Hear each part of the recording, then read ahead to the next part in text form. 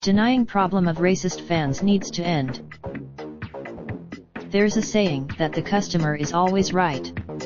That adage is dead. Fans need to be on better behavior. In recent months, it came to light last week that the Celtics instituted a 2-year ban on a fan under the age of 18 who was singled out by Golden State Warriors center DeMarcus Cousins for mouthing the N-word at Cousins during the Warriors' win over the Celtics at TD Garden on January 26.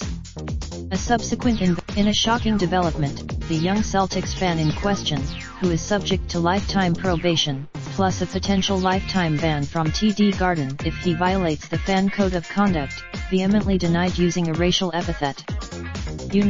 Because having an impact on the action is part of the allure of attending a sporting event live, especially in this age of Ultra HD TV that renders your couch the best seat in the house. There's pride in, regardless of their salaries or their success, professional athletes are human beings. They should not be treated. Lest we forget, fan is short for fanatic. Sports inspire, fans feel untouchable.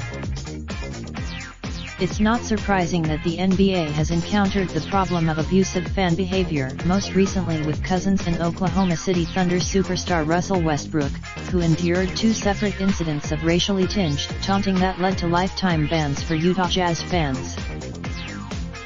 The NBA is the league that allows fans closest to the action with seats adjacent to the team benches. It's the league where Westbrook got into a verbal altercation with a Jazz fan on March 11 in Salt Lake City, after the fan, Shane Kiesel, told Westbrook to get down on your knees like you're used to.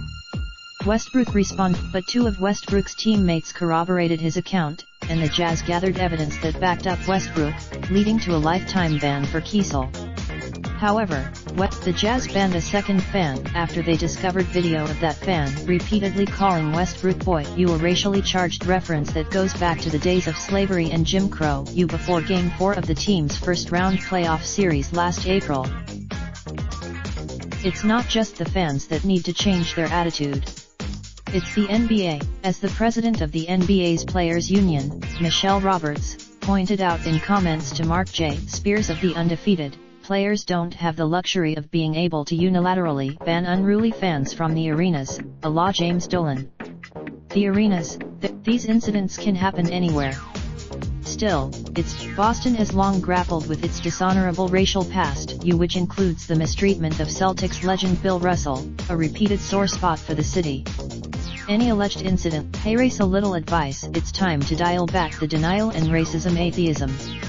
If you want to ask, between Cousins, outfielder Adam Jones saying he was called the N-word at Fenway Park in May of 2017, and the racist tweets that rang out after Joel Ward, who is black, scored the playoff series deciding goal for the Washington Capitals against the Bruins in 2012, there's too much smoke for there not to be some fire.